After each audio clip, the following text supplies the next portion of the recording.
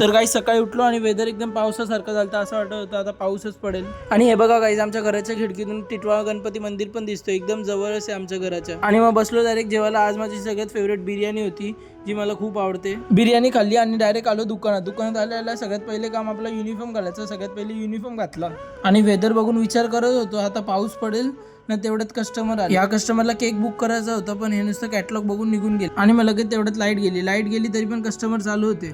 विचार करत होतो लाईट कधी येईल ना, डायरेक्ट लाईट 7 वाजता आली आणि मग हळूहळू कस्टमर चालू आले। या कस्टमरला यांचा रबडी मावा केक पॅक करून दिला ना, तेवढ्यात हे कस्टमर आले। या कस्टमरने 2 केक घेतले होते।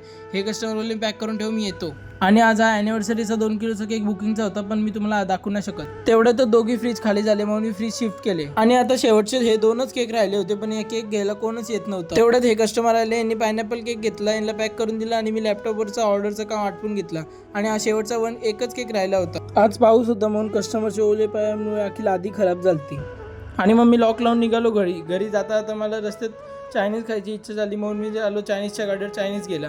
मग मी राईस पार्सल घेतला आणि निघालो सरळ घरी। बाय।